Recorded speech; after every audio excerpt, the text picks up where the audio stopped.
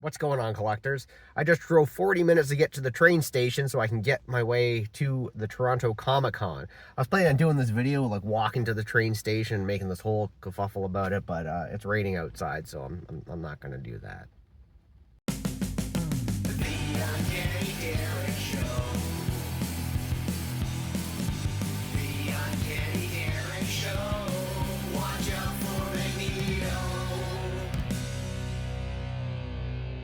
So yeah, I'm at the train station. I should probably look at the camera. I'm having a good time. It's actually not too bad with the rain. I'm wearing my Council of X shirt because you got to sponsor the brand, right, guys? Council of X, right? And yeah, just waiting for the train now, and I'm really excited to get going to the con and see what kind of books I can pick up. So I'm back. Still the same day, still wearing the same shirt.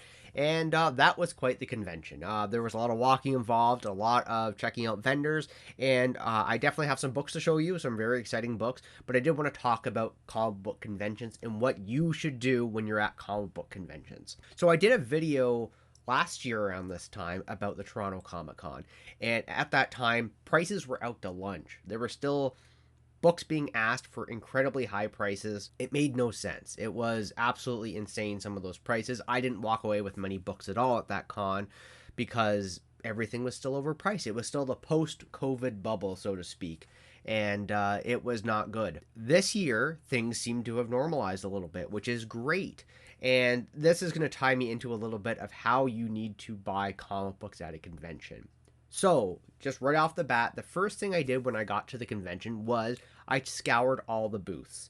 I made sure I knew who was selling what and just got a general glimpse on the wall to see what prices were going for. If prices seemed too far out to lunch, I knew that I probably should veer away or at least give a closer look to that because I want to approach those vendors with some trepidation. So I go to these vendors, I scour them all out, and then I just start to do some price comparison. Like I'm there first thing in the morning. The convention opened at 10 a.m. and I gave myself plenty of time to scour the venue. And I was there for a few hours just to check over everything and make sure that I'm not getting ripped off somewhere or that prices were not too overblown. And there were a few vendors right off the bat that I looked at the price and was saying, no way. But one very interesting story came up. This is very, very important for anybody watching this video and anybody who goes to comic book conventions. Check the books before you buy. I've made a video about that way in the past, but I looked at a comic book. It was X-Men number 20. I don't own it yet, so I wanted to purchase one. I didn't end up walking away with it. The book was priced, it said $125 and it was knocked down to $100. And at face value, it looked really good. And so I took the book down. It was just on a shelf there I could pull down. And I looked at it, and the one guy at the booth there, one of the workers at the booth came over to me and was like, oh, that's a pretty good price for the book. I'm like, yeah, that seems so. Do you mind if I open it? He said, okay. So I took it open and just flipped it over to the back, and I noticed there's a little bit of foxing. I would say this book was probably a 6 at face value. Like, it wasn't in mint condition, but just the overall, I'd say it was about a 6. And so I said, that's pretty good. And he started just talking the book up. He's like, yeah, it's a great quality book. It clearly is very good condition. Like, yeah, great price. You should pick it up. And I'm like, no, I'm going to go through the book. I need to look at this thing first. So the first thing I do is I check the staples. And staples are perfect, actually. It was a really good looking book. But something in the back of my head's like, there's something going on here. So I flip through the pages, and as I get to the back, I didn't see anything, but I thought I did in the corner of my eye, and I doubled back, and it turned out it wasn't even the coupon. It was like for the Marvel's letters page. Somebody took an X-Acto knife and cut out a small rectangle for that. The header was removed, and it was over top of another letters page or a page with words on it. So it blended in as I was flipping through. Like I didn't even really notice it was such a small rectangle, and I caught it because it was one of those, like, it's missing something from the book. It wasn't technically like missing a coupon, but it wasn't labeled on the book. And so I said, sorry, I only buy complete books, and there you go. But this is a case of the vendor did not notify me. They were kind of talking up the book a little bit, and the price seemed too good to be true. And so my experience of being burned in the past and just generally with comic book collecting, I knew I had to go through that book and see what was going on in there. And yeah, that's a little shady for them to do. Many vendors do it, but that's kind of what you have to do as a comic book collector. You have to know the prices when you're getting in there. And I fortunately had that CLZ or CLZ collector's app, so I was able to do a price comparison. I saw that price for the book. I'm like, that doesn't seem too far off. So like the pricing seemed right, but that's only if you're gauging the front cover of the book. You really have to go inside and see, because it's an incomplete book. So I say that all to say, go through any books that you buy at a convention. And here are some that I bought that I went through. So we're going to start, of course, with some boring books. These boring books are just old X Factor books. So I grabbed X Factor number 146 here. And I also grabbed X Factor number 140, Xavier's Underground Enforcers. And I still have to change the bag out, so the sale price. These are all $3 books. This is the first appearance of Archer, Fix, and Greystone. That's the other person's name. These people eventually joined X Factor, and then a few issues later in X Factor, Greystone tries to get back to his timeline, and then he blows up a time machine, and that's where Havoc gets shot into Mutant X, and that whole storyline happens. So, and I believe Greystone died. Like, I don't think these guys have ever shown up again, actually. But yeah, they were in they were part of X Factor for like 10 issues, and then they died, and that was that. But yeah, this spawned Mutant X, the creation of the characters. So first appearance of them. That's cool, right? And then I just grabbed some other Peter David. I needed issue 8, and then a few other issues. 13. Oh, there's a glare. 13, 14, 15, and 16. So those are some older X Factors I needed to get done and out of the way. The next series of books, I actually met an author while I was there. And Mike, if you're watching this, hello, and I hope that $5 served you well. I met Michael Schwartz. He's the author of Armored. And I did a video or interview months ago with my friend Matthew Terrian, who is an artist, a comic book artist. And he did the covers for Armored, the exclusive covers. And so I got the 5 issues right here. I still have to board them properly. But there's issue 1 of Armored. There's issue 2 of Armored. Issue 3, 4, and issue 5. So I haven't even read these yet.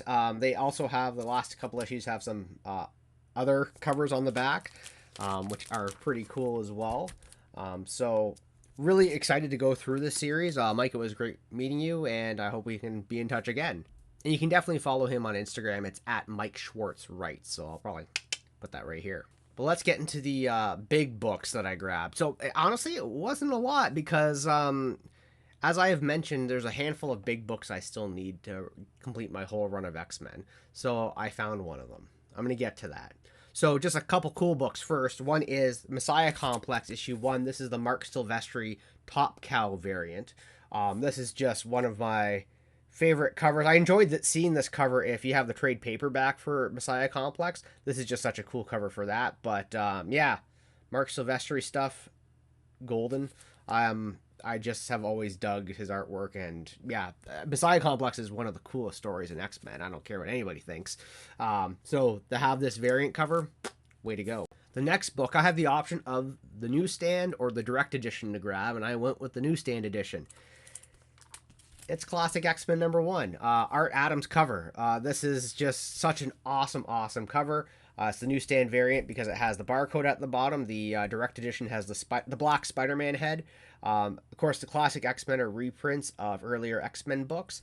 Both of the X-Men and this guy here are $10. It was just a steal of a deal to do it. They're great condition. And yeah, I've always wanted to have Classic X-Men number 1 because the artwork is incredible. And the whole Classic X-Men storyline, like they add little bits in with Claremont tidbits in, very worthwhile picking these up and reading. The covers themselves and the additional artwork that's put into these books are incredible. I have 2 more books to show you. One of them is a book I still needed. I technically have the first appearance of Eric the Red. You may know him as the Shi'ar baddie, who gets introduced, I think it's in issue 96 of X-Men. But he actually appears he actually appears in the issue before this. This is issue number 52. He appears in 51 first, but this is issue 52 where he gets his cover appearance. And spoiler alert, this is Cyclops in bondage. So this Eric the Red is actually not that Eric the Red. But, you know, you get Cyclops in red bondage, sure, why not? The suit actually channels his I-beams and lets it fire out anyway. He tries to infiltrate the Brotherhood of Evil Mutants, if I'm not mistaken with this, and that's what... Yeah, so this was a very fine quality book. I've always loved this cover, and I've never found it at a great price, so I was able to find it at a great price and picked it up. But, talking about great prices, I was able to pick up one of the big keys that I wanted. It's just behind here. This is a book I've wanted. This is a big hole in my X-Men run to complete, and I was able to talk to the vendor, and we took a good chunk of change down on it as well. The one thing I should add, actually, that I didn't mention earlier about when you go to a comic book convention, when I also scout out these vendors, I talk to the vendors first, and I just ask them very basic questions like, how's the convention going? Is it busy?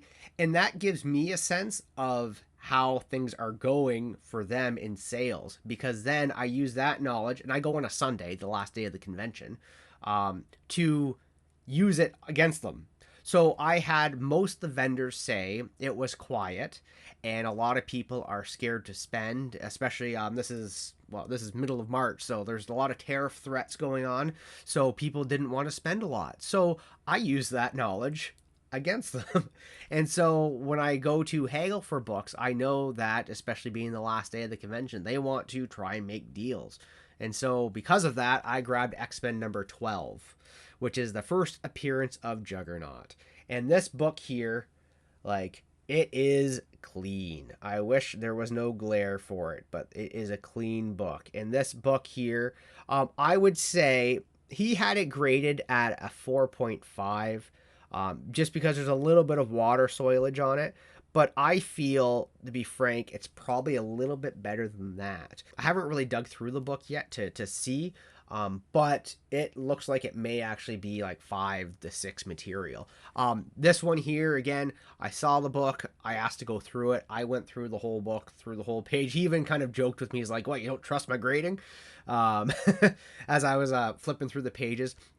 Honestly, this book, although it is at like the 4-ish range, or if he graded it at that, it doesn't look like it's really been opened. The staples on here are still new. Like, it is wild how clean the staples are in the middle of the centerfold. So this is going to be a good book. This is one that, like, I should probably get pressed and cleaned, and then boom, that value of it's going to jump right up there. So there we are, the first appearance of Juggernaut. So this is one of the other big keys I still needed. On top of that, obviously there's issue 2, 3, 4, and then issue 50. So those are the next big keys I still need to nick off, in giant size, I guess, if you want to include that for the Uncanny X-Men run. But this is the next big book that I can cross off my list, and I am so happy to have it done. So with all that being said, I'm just going to hold this up as I continue talking. You guys really need to talk to your vendors. You need to go through the books. You need to scout prices, because I did see a few other copies of this book that were asking a few $100s more than what this guy here was asking, and I ultimately paid a lot less anyway. But it was one of those things where I saw this book at a few different vendors, and some of them were priced too high, so I knew just that, cross them off, because if I lowballed them too much, they're just going to tell me to take a hike.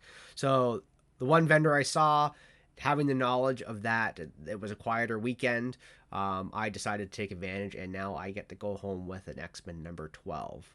So that's the end of the convention. It was pretty fun. I'm going to drive home now. So I'm going to go home and make a video, which you guys are kind of watching now, but I still have to make it. Whoa.